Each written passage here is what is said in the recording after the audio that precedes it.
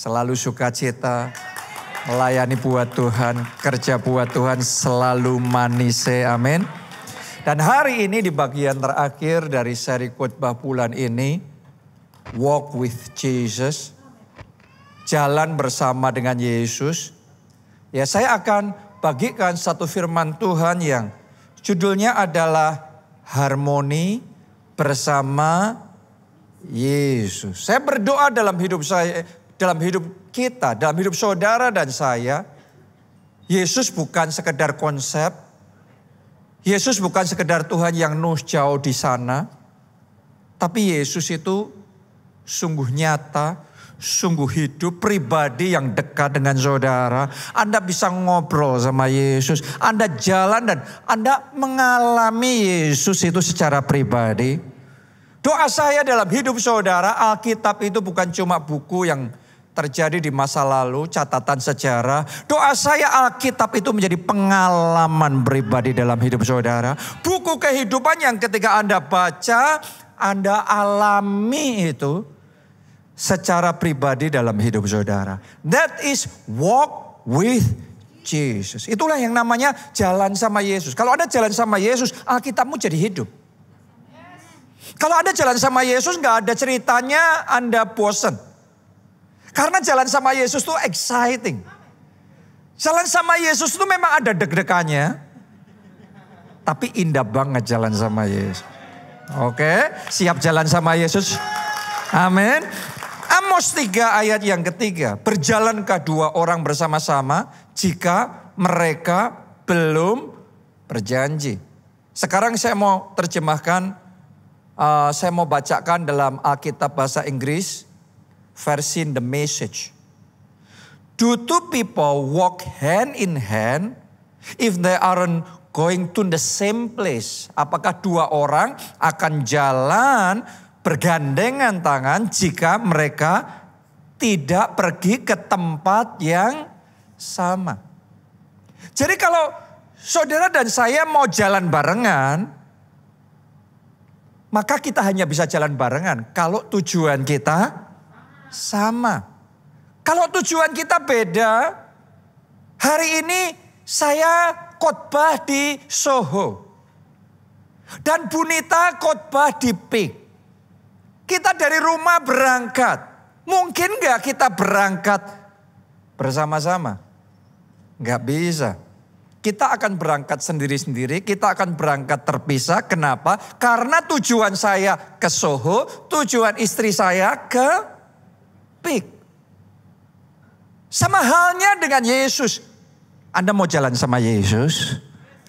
Yakin Anda mau jalan sama Yesus? Pastikan tujuanmu sama Yesus. Karena gak ada orang yang bisa jalan sama Yesus kalau tujuannya beda. Ini yang saya sebut dengan harmoni. Harmoni with Jesus dimulai dari kita harus seirama hidup sama Yesus dalam roh. Yohanes 6 ayatnya yang ke-66. Coba kita lihat ya, ini satu kejadian yang menarik sekali. Mulai dari waktu itu banyak murid-muridnya mengundurkan diri dan tidak lagi mengikuti Yesus. Tadinya mereka ikut Yesus. Tapi setelah itu mereka mengundurkan diri. Mereka tidak mengikuti Yesus. Apakah Anda mengalami hal yang sama? Ditinggal sama orang kepercayaan saudara. Ditinggal sama teman saudara. Ditinggal sama orang yang seharusnya ada bersama dengan saudara. Tapi meninggalkan saudara. Saya mau ngomong sama saudara, bukan cuma Anda loh. Yesus saja juga ngalami. Siapa kita yang tidak mengalami. Tapi doa saya di sisi yang lain, kita semua yang ada di sini, jemaat keluarga Allah, kita semua juga murid-murid Yesus. Saya berdoa Anda tidak terhitung yang meninggalkan Yesus. Saya berdoa setiap orang di tempat ini adalah orang-orang yang setia sama Yesus. Yang jalan bersama dengan Yesus, sekali ikut Yesus sampai akhir bersama dengan Yesus. Amin. Nah, tapi pertanyaannya kenapa kok mereka pada waktu itu meninggalkan Yesus? Ternyata karena Tuhan sedang mengajarkan satu pengajaran tentang roti hidup. Dan di dalam pengajaran itu Yesus berkata, akulah roti yang turun dari surga. Barang siapa makan dagingku dan minum darahku, ia mempunyai hidup yang kekal. Jadi karena dianggapnya pada zaman itu pengajaran itu sukar. Itu pengajaran yang berat, pengajaran yang keras. Kalau sekarang ini enggak lagi sukar. Kenapa? Karena tiap bulan di gereja kita selalu melakukan perjamuan kudus. Tapi pada waktu itu mereka belum memahami. Yesus di satu sisi bicara tentang perkara rohani, di mana dia mau menyerahkan tubuhnya, dia mau menyerahkan darahnya, sehingga orang-orang yang masuk dalam persekutuan dengan tubuhnya dan darahnya terima pengampunan dosa dan diselamatkan dan hidup kekal dalam kerajaan surga. Tapi mereka nangkepnya Yesus bicara kanibalisme. Yesus bicara perkara roh, mereka nangkepnya Yesus ngomongan urusan jasmani. Dan karena mereka nganggep pengajaran Yesus itu berat, ikut Yesus itu susah, maka mereka meninggalkan Yesus. Hari-hari ini banyak orang yang bukan pengajarannya yang susah, tapi mungkin situasinya yang susah sehingga meninggalkan Yesus. Mungkin karena ada tawaran yang lain yang lebih mudah, yang lebih empuk, yang lebih menyenangkan, prospek yang lebih potensial sehingga meninggalkan Yesus. Tapi doa saya setiap orang di tempat ini, apapun keadaan saudara, sesusah apapun, semenantang apapun saudara, kita punya hati yang setia. Sekali Yesus, tetap Yesus selamanya sampai akhir hidup kita. Tepuk tangannya yang paling meriah buat Tuhan kita. Amin. Haleluya. Dan bicara tentang walk with Jesus, jalan sama Yesus. Doa saya, kita semua dalam hidup ini terus jalan bersama Yesus.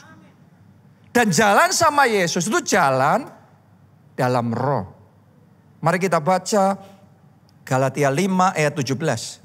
Sebab keinginan daging berlawanan dengan keinginan roh, dan keinginan roh berlawanan dengan keinginan daging, karena keduanya bertentangan, sehingga kamu setiap kali tidak melakukan apa yang kamu kehendaki. Jadi kalau saudara berjalan bersama dengan Yesus, saya mesti ngomong sama saudara, berjalanlah dalam roh. Dan Alkitab katakan jangan menuruti keinginan dagingmu. Karena masing-masing dari kita ada yang namanya keinginan daging. Karena itu Alkitab mengajarkan kepada kita supaya kita menyalibkan kedagingan kita. Yesus saja juga memikul salib. Saya berdoa kita bukan orang Kristen yang cengen cuma ikut Yesus, maunya enak, maunya berkat, maunya mujizat. Saya berdoa kita semua orang-orang Kristen yang mau menderita buat Yesus, mau tinggalkan dosa buat Yesus, mau bayar harga buat Yesus, mau berkorban buat Yesus. Kita mau berjalan dalam roh bersama dengan Yesus. Karena itu mari kita belajar menyalibkan kedagingan kita. Karena firman Tuhan berkata keinginan daging sama keinginan roh itu saling berlawanan. Coba keinginan daging itu apa saja? Galatia 5 ayat 19 sampai 21 memberitahu kita, contoh nih, perbuatan daging telah nyata, yaitu apa? Yang pertama, percabulan. Bagaimana kita ngomong kita jalan sama Yesus kalau kita hidup di dalam percabulan, kalau kita hidup dalam perzinahan dan lain sebagainya. Ada pengajaran-pengajaran di luar sana yang mungkin memuaskan telinga kita. Dan di zaman akhir zaman Alkitab sudah ngomong orang itu mencari pengajaran yang memuaskan telinganya. Pokoknya yang saya mau aja. Bahkan kalau Anda lihat di luar negeri, di barat sana, orang benar-benar cari gerejanya bukan mencari kebenaran. Cari gerejanya, cari yang bisa ngepasin diri sendiri. Cari gereja yang setuju LGBTQ. Di gereja menikahkan pria sama pria, perempuan sama perempuan. Itu yang benar. Kenapa? Karena itulah saya. Jadi bukan cari kebenaran, tapi cari yang cocok di hati saya. Makanya di akhir zaman firman Tuhan berkata banyak orang yang berseru Tuhan, Tuhan. Yesus ngomong, tapi aku tidak mengenal kamu. Gak bisa masuk, cuma merasa nyaman sewaktu di dunia. Nanti waktu tiba saatnya ditolak. Saya berdoa gak satupun dari kita yang ditolak. Orang Jawa ngomong kecele. Ya, saudaraku, kita pikir bakal masuk surga, ditolak sama yang punya surga. Kenapa? Karena orang di akhir zaman ini cuma mau yang suka cocok menurut pikirannya sendiri. Daging itu seringkali kalau nggak dikontrol, sukanya percabulan. Ayo ngaku aja saudaraku, coba kita lihat ya. Ini kedagingan kita kalau tidak di bawah kendali Roh Kudus. Lihat ini, apalagi tadi? Kecemaran, benar apa tidak? Hawa nafsu, betul apa tidak? Buah yang di pohon itu, buah pengetahuan yang baik dan buruk itu menarik banget tuh. Orang mungkin akan berpikir, emangnya salah, cuma makan buah salah. Urusannya apa makan buah sama neraka? Tapi benar-benar Adam dan Hawa kehilangan Taman Eden gara-gara makan buah. Dan berapa banyak orang Kristen hari-hari masih merasionalisasi, oh nggak apa-apa nanti pokoknya yang kita berbuat dosa setelah itu minta ampun, anugerah, anugerah, anugerah. Buat dosa terus saja, pokok anugerah. Mari kita menipu diri kita terus menerus. Dan tanpa sadar, suatu hari nanti kita pikir masuk. Tapi Yesus ngomong, aku tidak kenal kamu, siapa kamu? Karena Alkitab ngomong keinginan roh sama keinginan daging itu saling berlawanan. Lihat ini. Ayat 20, apalagi keinginan daging. Penyembahan berhala, sihir, perseteruan. Halo? Perselisihan, apalagi? Iri hati. Jadi Anda jangan mendiskriminasi dosa. Oh kalau percabulan itu dosa, kalau iri hati ya pantes lah. Tapi iri hati itu firman Tuhan ngomong keinginan daging, ini perbuatan daging. Amarah, kepentingan diri sendiri, percideraan roh pemecah. Kedengkian, kemabukan, pesta pura dan sebagainya. Terhadap semuanya itu kuperingatkan kamu seperti yang telah kubuat dahulu. Bahwa barang siapa melakukan hal-hal yang demikian, ia tidak akan mendapat bagian dalam kerajaan Allah. Anda harus tahu yang ngomong ini adalah Rasul Paulus. He is the apostle of grace. Kalau di zaman sekarang ini ada pengkhotbah grace, pengkhotbah kasih karunia. Dia rasulnya. Rasul Paulus ini rasulnya kasih karunia. Dia yang ayatnya selalu dikutip oleh pengkhotbah anugerah. Ngajarin tentang anugerah. Dan kali ini Rasul Paulus sumber yang dikutip itu. Yang ngomong siapa yang hidup dalam perbuatan daging itu tidak mendapat bagian dalam kerajaan surga. Kenapa? Karena tadi itu gimana dua orang jalan bareng kalau tujuannya beda. Yang satu maunya kedagingan, yang satunya maunya hidup dalam roh. Gimana caranya cocok? Padahal keduanya saling berlawanan. Oh, hari ini saya berdoa kita semua dipenuhi dengan Roh Kudus. Dan dimampukan untuk mengalahkan kedagingan kita. Dan mulai dalam hidup ini menghasilkan buah-buah Roh Kudus. Galatia yang sama tadi ayat 5. Sekarang lanjutkan. Pasal 5 yang sama ayat 22 sampai 24. Lanjutin itu. Tetapi, nah ini lihat nih yang berlawanan kan sekarang kan. Tetapi buah roh. Ayo kita baca bersama-sama. Ialah apa? Kasih, sukacita, damai sejahtera, kesabaran, kemurahan, kebaikan, kesetiaan, kelemah lembutan, penguasaan diri. Ini walk with Jesus. jalan sama Yesus. Dan doa saya, Anda jalan sama Yesus. Sehingga dalam hidupmu ada kasih, ada damai sejahtera, ada sukacita yang melimpah-limpah. Amin. Ada penguasaan diri, ada kebaikan hati, kemurahan hati. Buah-buah roh yang lebat dalam hidup kita. Tidak ada hukum yang menentang hal-hal itu. Lihat saudaraku, ayat 24. Barang siapa menjadi milik Kristus Yesus, ia telah menyalibkan daging dengan segala hawa nafsu dan keinginannya. Bahasa yang dipakai itu menyalibkan daging dan hawa nafsu keinginannya. Karena daging ini kita selama masih hidup di dalam daging ini punya keinginan-keinginan tertentu. Dan firman Tuhan mengajarkan kepada kita bukan untuk kompromi mengikuti. Ya sudah lah, gimana, kepengen kok. Lah justru kepengen, ini namanya juga keinginan. Keinginan itu kepengen. Tapi disalib. Itu yang namanya pikul salib. Itu yang namanya kita mati bersama di dalam kematian Kristus. Sehingga kita dibangkitkan bersama dengan kebangkitan Kristus. Jadi jalan sama Yesus. Siapa yang di sini masih tertarik jalan sama Yesus? Atau sudah nggak tertarik? Karena ada orang murid-murid Yesus di zaman itu pun mereka dengar pengajaran yang berat pun, wah kalau kayak gitu bye-bye Yesus. Kenapa? Karena yang dikejar beda, yang dicari lain, tujuannya lain. Yang satu kedagingan, yang satu roh. Tapi saya berdoa Roh Kudus hari ini mengubah hati kita. Memberi hati yang baru, memberi pikiran yang baru. Sehingga kita bisa jalan sama Yesus. Amin. Mau gak jalan sama Yesus? Mau gak jalan dalam roh? Mau gak belajar menyalibkan keinginan daging? Dimulai dengan apa belajar menyalibkan keinginan daging? Doa, puasa.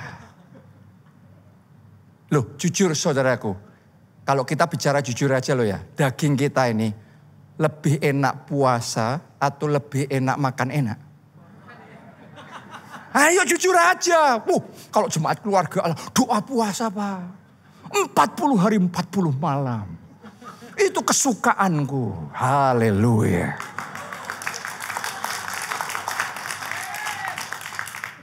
Tapi pendetanya pun suka doyan makan saudaraku. Namanya manusia, kedagingan kita ini. Apalagi kita hidup di Jakarta. Apalagi gerejanya di Soho Capital. Lantai 11. Selesai ibadah, makanan semua tersedia.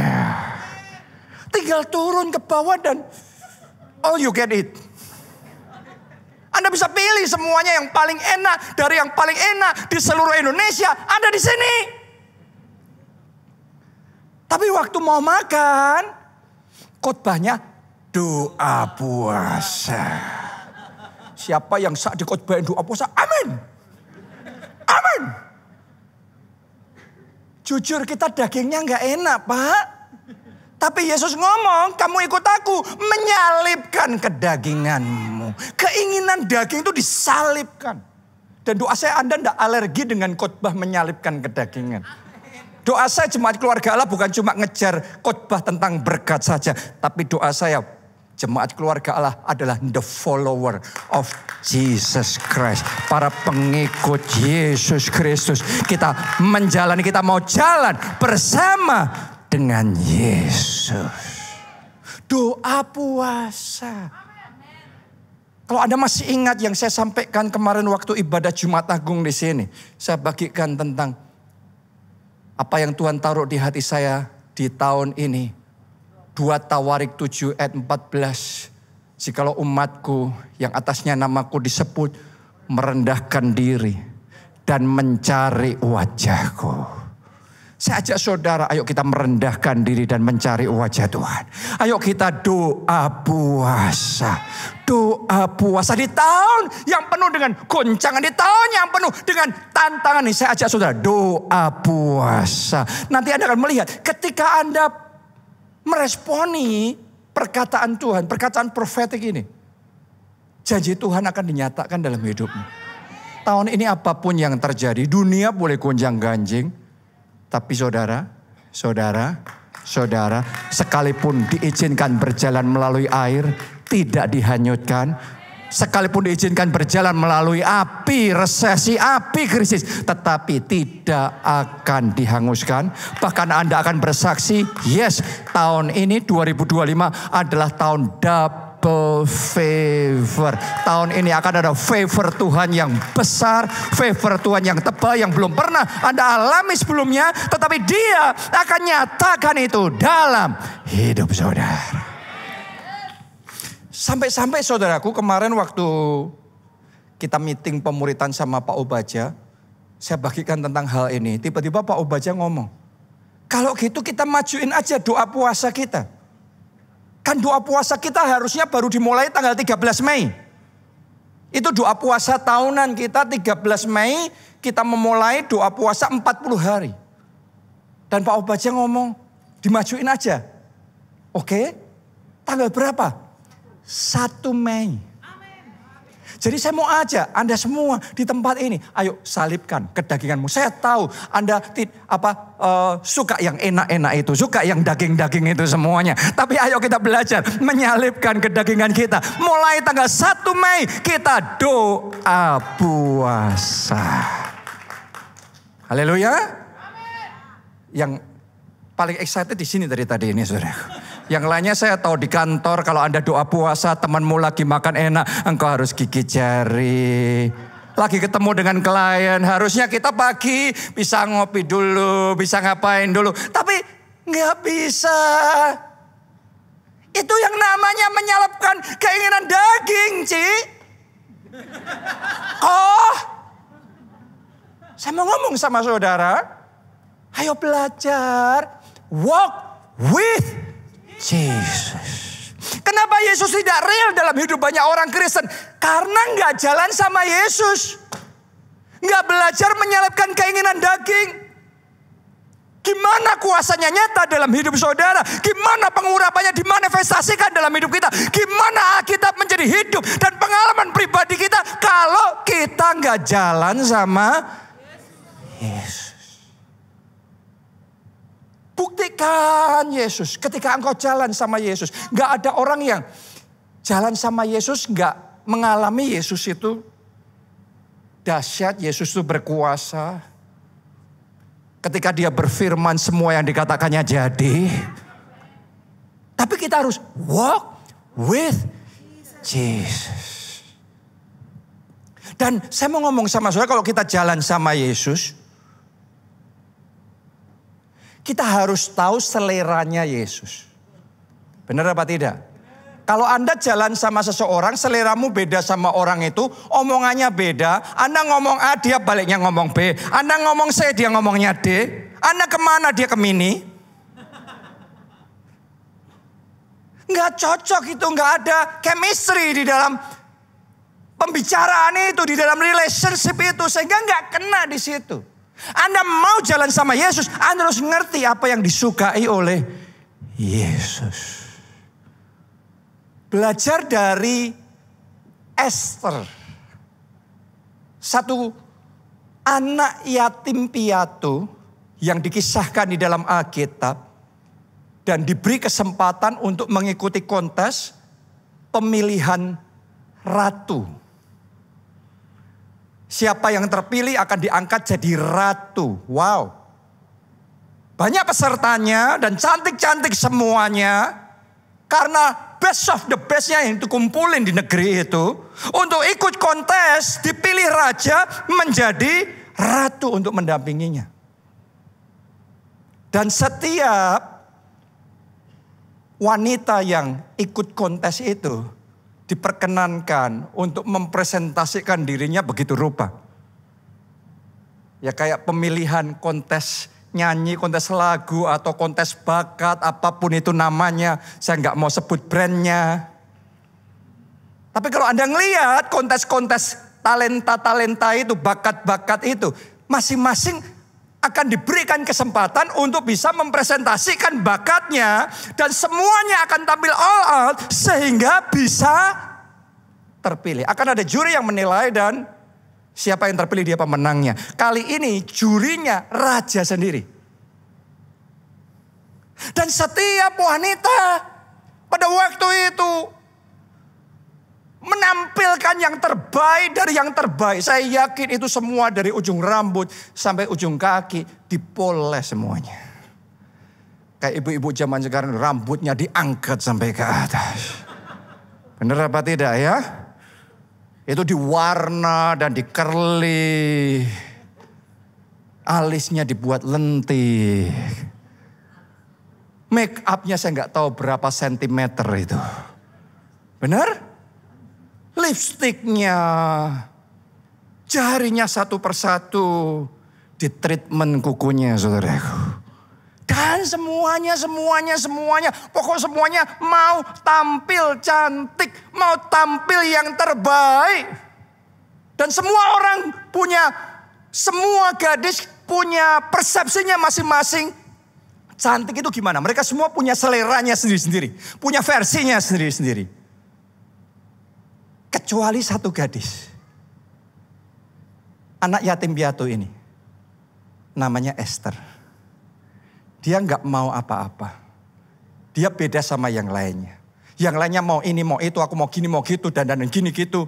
Pakaian yang gini gitu, aku mau perhiasan yang seperti ini. Semuanya punya mau, kecuali Esther. Dia ngomong gini, aku mau yang dimau raja. Aku mau seleranya raja. Bukan seleraku, bukan cantik menurut aku. Tapi aku mau yang cantik menurut raja. Dan dia mendekati Hegai, ini orang dekatnya raja yang dipercaya, orang kepercayaan.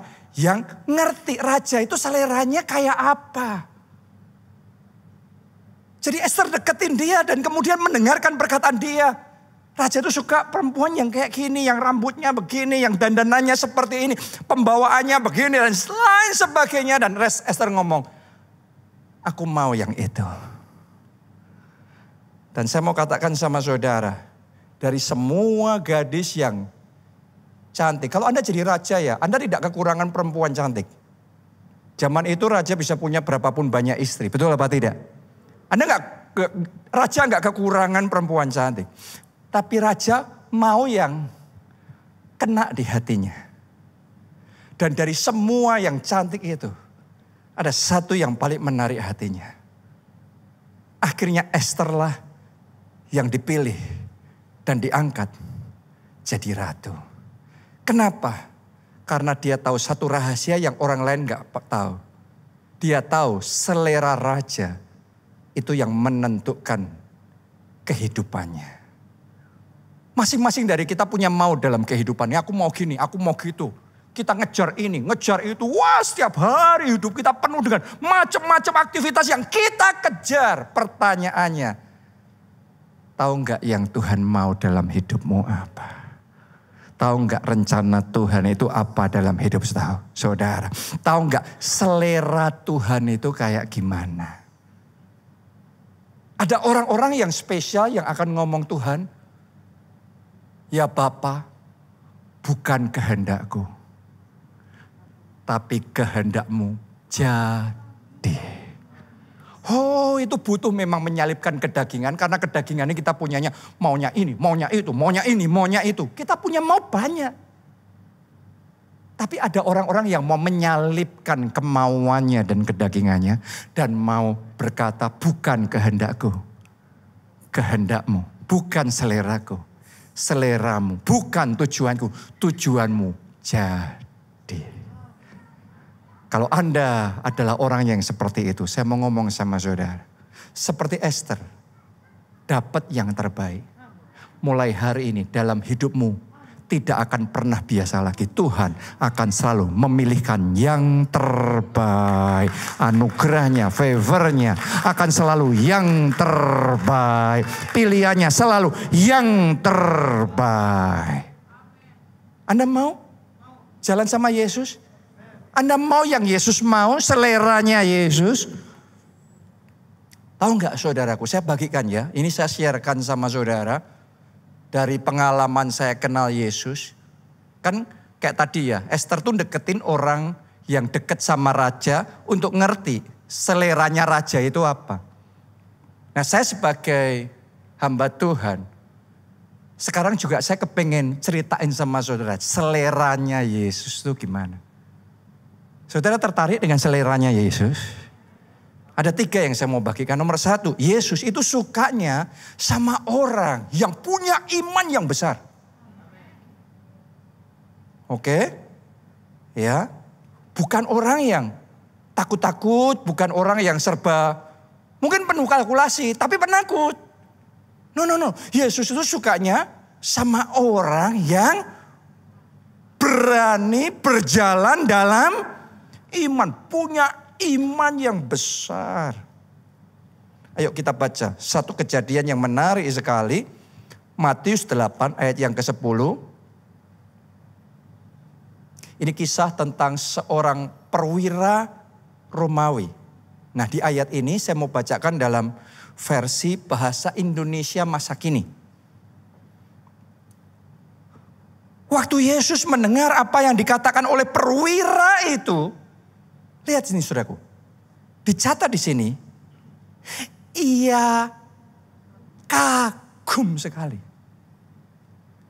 Ia kagum sekali. Kayak raja ketika ngelihat Esther, dibandingkan ngelihat 1000 perempuan yang lain cantik. Tapi begitu ngelihat Esther, ia kagum sekali. Ini loh yang ini. Yesus ini, ia kagum sekali. Lalu ia berkata kepada orang-orang yang sedang mengikuti dia, bukan main orang ini. Di antara orang Israel belum pernah aku menemukan iman sebesar ini. Waktu itu perwira ini berharap supaya Yesus menyembuhkan hambanya yang sakit. Anaknya yang sakit di rumah. Dan di zaman itu kan juga banyak orang yang berharap Yesus menyembuhkan mereka, keluarganya mereka. Tapi ada yang spesial dari perwira ini yang membuat Yesus kagum. Waktu Yesus mau ke rumahnya, perwira ini ngomong, aku gak layak menerima engkau. Cukup katakan sepatah kata saja. Maka anakku sembuh. Perwira ini saking percayanya sama Yesus. Dia yakin banget Yesus gak perlu tumpang tangan. Yesus gak perlu sampai repot-repot kayak gimana. Pokok Yesus ngomong satu kata aja, sembuh. Maka anakku sembuh. Ketika Yesus mendengar perkataan itu, Alkitab ngomong, Yesus kagum sekali. Aku belum pernah ngelihat iman yang kayak gini di antara orang Israel. Ini imannya spesial sekali.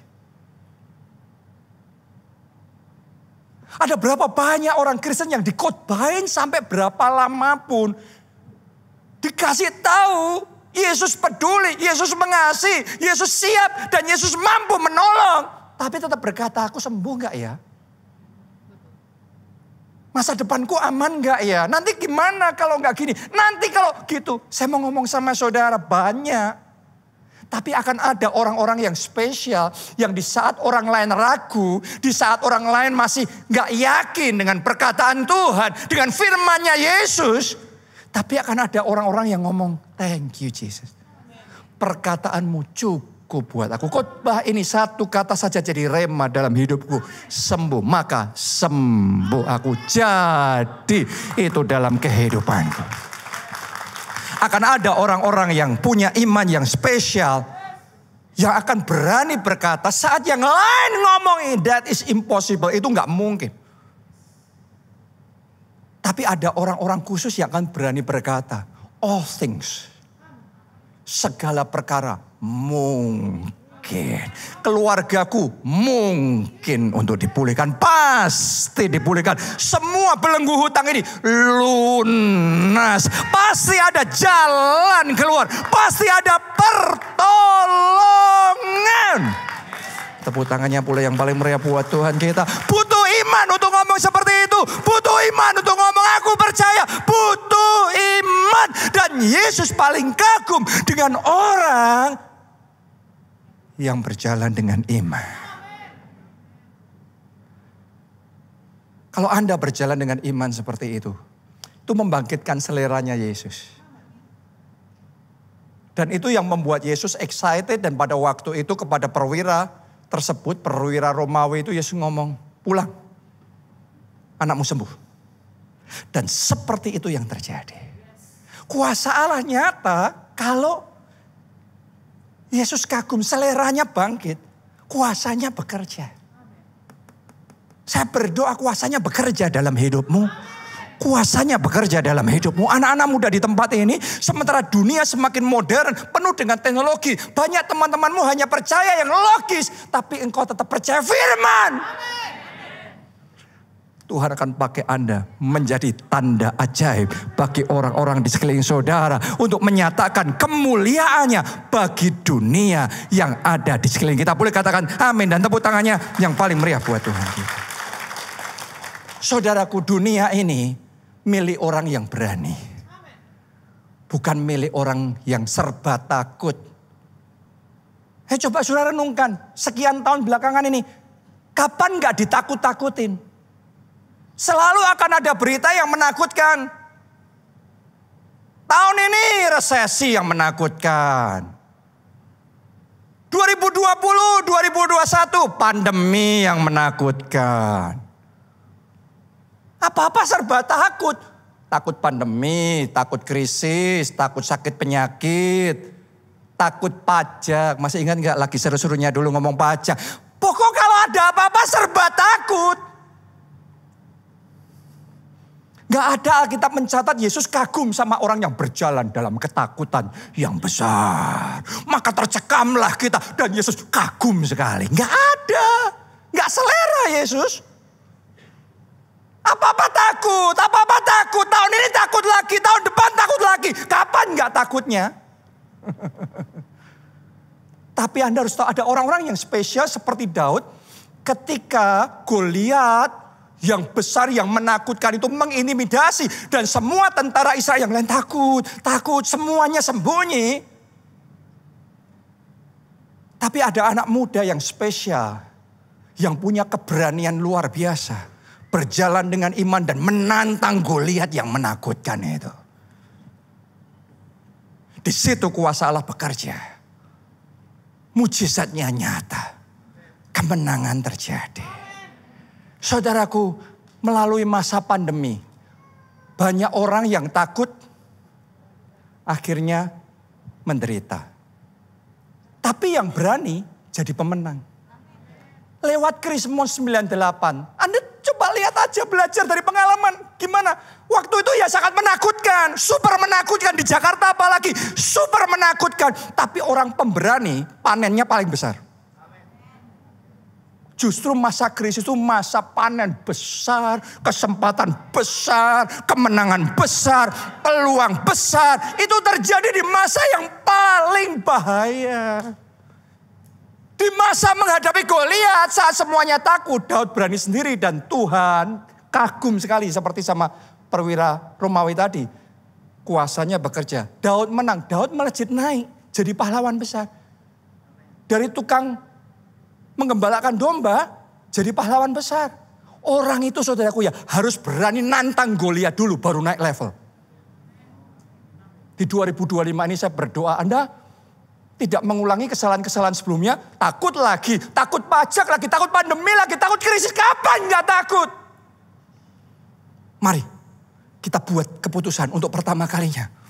Walaupun di hatinya ada ketakutan. Tetapi kita tahu kita punya Tuhan yang hebat. Kita punya Tuhan yang lebih besar dari segala yang terbesar. Kita punya Allah yang lebih hebat dari apapun yang hebat. Karena itu kita berjalan bersama Tuhan. Kita percaya akan ada kemenangan. Saya berdoa tahun ini Anda akan berjalan di atas krisis. Anda akan berani menantang Goliat resesi itu. Anda akan berani maju dengan iman. Anda nggak takut-takut lagi. Mau bisnis takut, mau invest takut, mau ngerjain project takut. Belajar saudaraku, yang saat semua orang takut, kita maju sama Tuhan. Itu kemenangannya terbesar. Itu yang akan game changer. Itu yang akan membuat kita majunya nggak tambah dikit.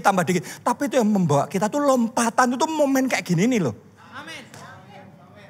Dan Tuhan tuh excited banget cari orang-orang yang berani. Orang-orang yang berjalan dalam iman. Nggak setiap saat terus menerus dengerin analisa. Nanti ahli ini, ahli itu, ahlinya juga penakut. Anda dengar tambah takut. Emangnya ahli ngerti di sini ini beda sama di sini. Anda dengerin ahli-ahli yang cuma ngerti di sini, di pikiran aja, tapi takut di hati, kosong. Dunia ini bukan milik penakut. Dunia ini milik orang-orang yang berani, orang-orang yang mau jalan sama Yesus dan percaya karena dia punya Yesus yang besar. Haleluya. Saya harus cepat-cepat nih. Waktu kita habis. Yang kedua, Yesus suka orang yang punya kelaparan dan kehausan yang besar untuk mencari dia. Oke. Yohanes 1 ayat 38. Tetapi Yesus menoleh ke belakang. Ia melihat bahwa mereka mengikuti dia. Lalu berkata kepada mereka, apakah yang kamu cari? Pada waktu itu ada banyak orang mengikuti Yesus. Tapi di ayat ini secara spesifik Yesus bicara bukan kepada banyak orang itu.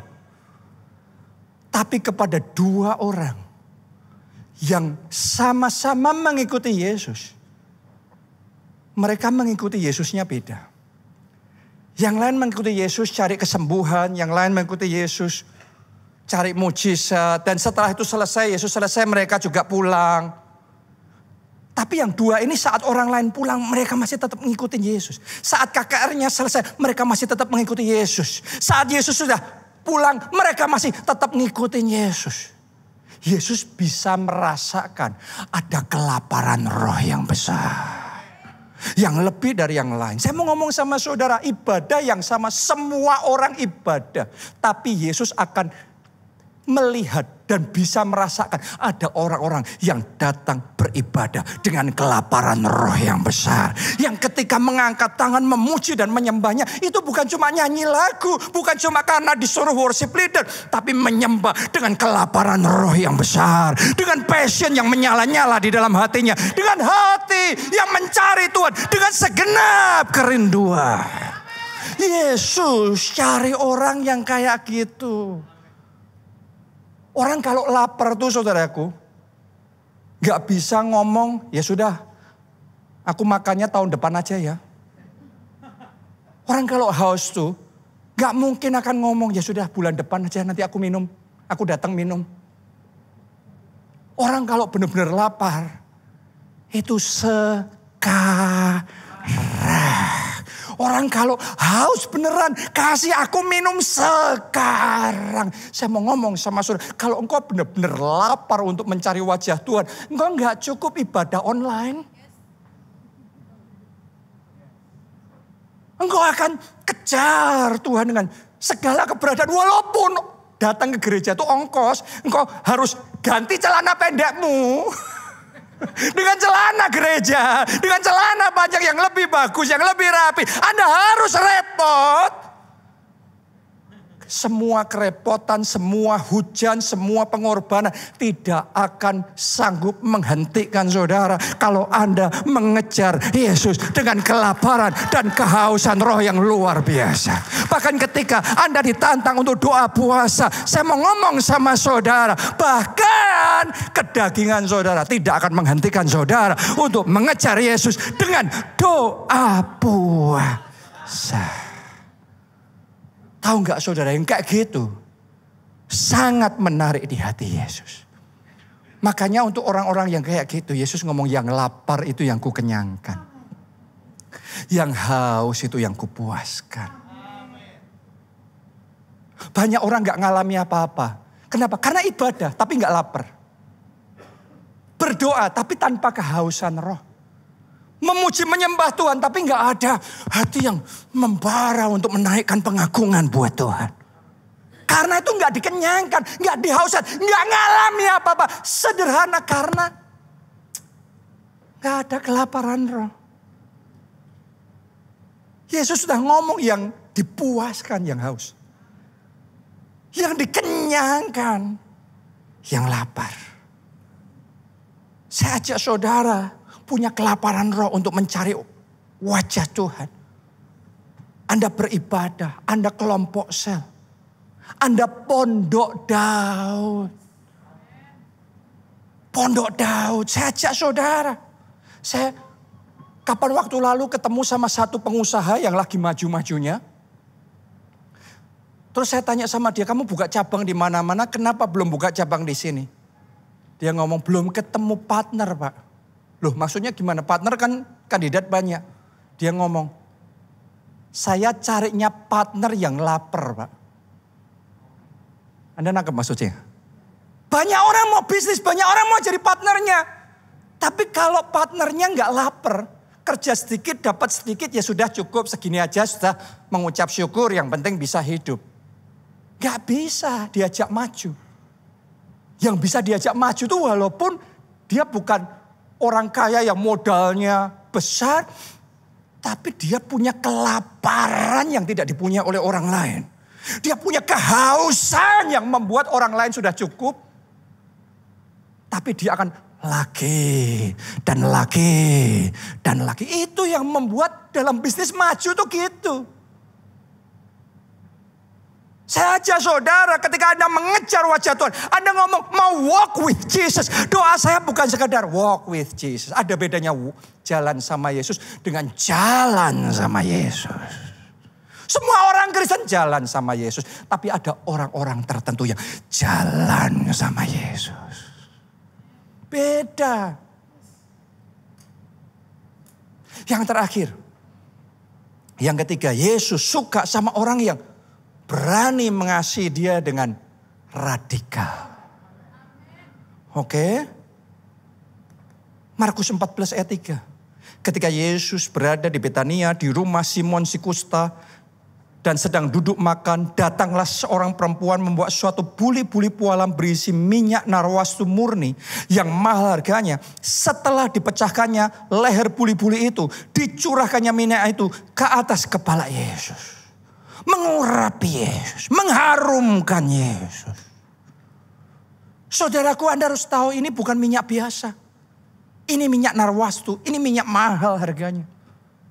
Untuk membeli minyak ini, perempuan ini harus mengumpulkan kerja 1 tahunnya untuk beli minyak itu. Dan demi mengharumkan Yesus, dia bawa minyak itu dan dia pecahkan buli-bulinya. Sehingga gak bisa ditutup lagi. Artinya semuanya dicurahkan untuk mengharumkan Yesus. Dia bukan bawa minyak itu terus kemudian dia ambil dikit, dicipratin dikit. Enggak. Enggak, yang penting syarat sudah. Enggak. Dia all out buat Yesus. Dan ketika dia ngelakuin itu, kalau Anda baca kisah lengkapnya di rumah, Anda akan menemukan ada orang-orang di sana termasuk murid-murid Yesus yang ngomong, buat apa pemborosan ini? Kan ini minyak mahal harganya.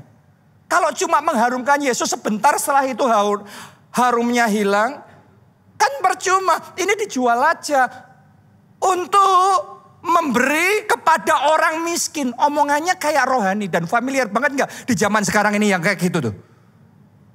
Itu bukan hanya di zaman sekarang. Sejak zaman Yesus. Anda harus tahu gini. Dengarkan baik-baik saudaraku. Buat orang-orang yang cinta Yesus biasa-biasa. Tidak akan pernah bisa memahami orang-orang yang cinta Yesusnya luar biasa.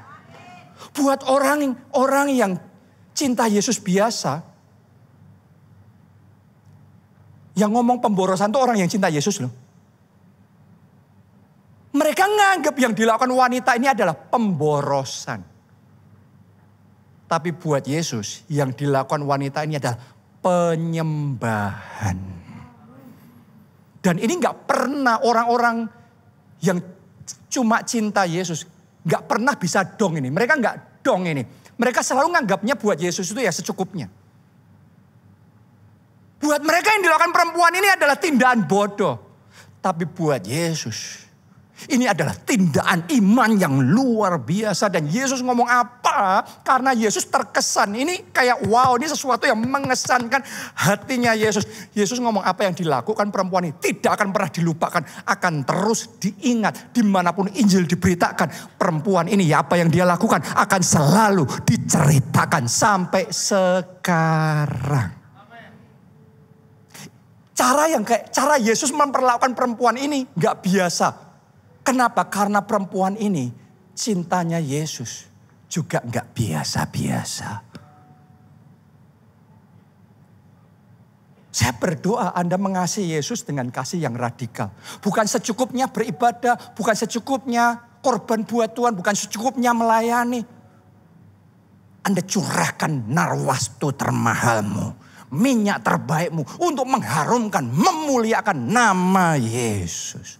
Kenapa kok Yesus suka sama orang yang kayak gitu? Sederhana, karena caranya Yesus mengasihi kita bukan secukupnya. Dia give it all. Waktu dia mengasihi kita, dia bukan cuma sekedar ya sudah aku sudah perhatian sama kamu ya. Aku sudah meluangkan waktu buat kamu ya. No. Dia mengasihi kita dengan kasih yang radikal.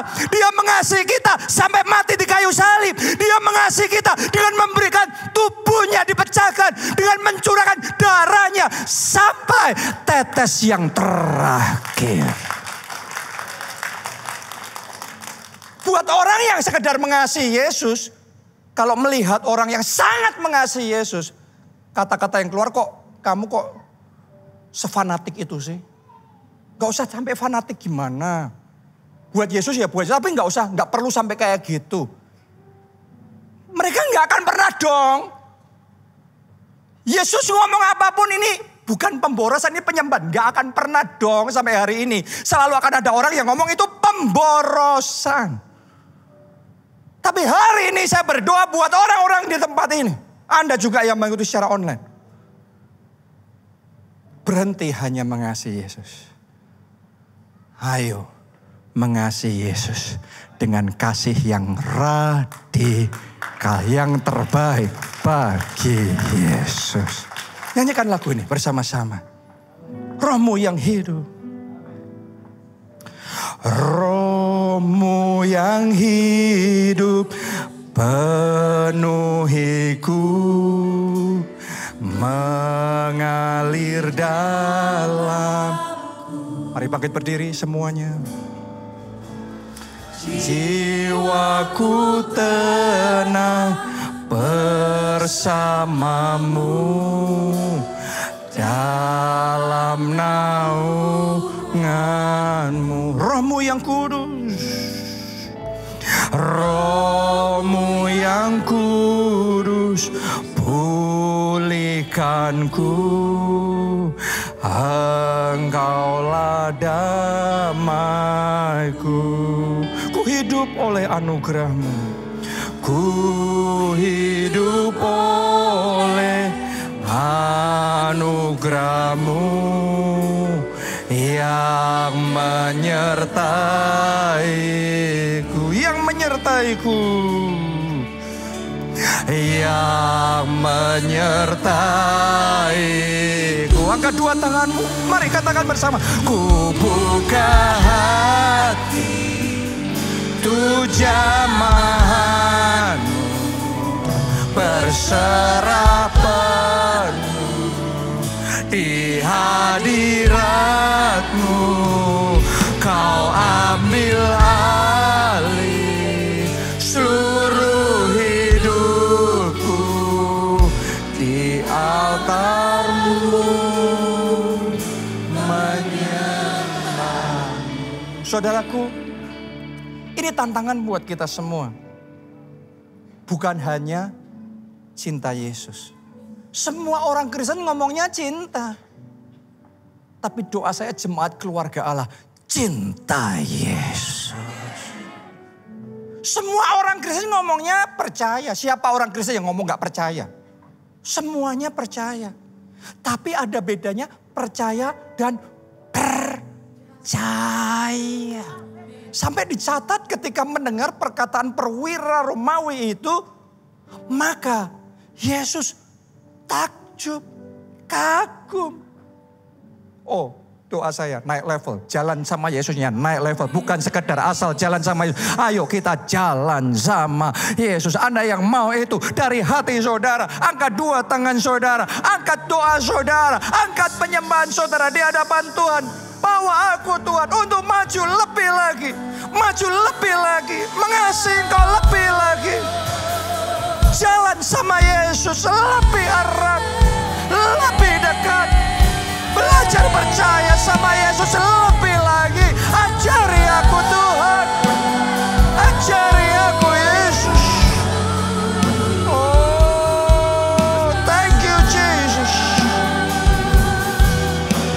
Doa saudaraku, doa.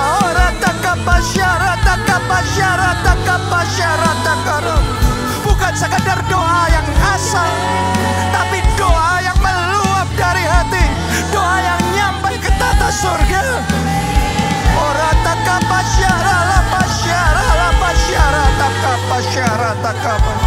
Jesus, Jesus, Jesus, Jesus. Thank you Jesus. Mari katakan bersama-sama. Ku buka hati.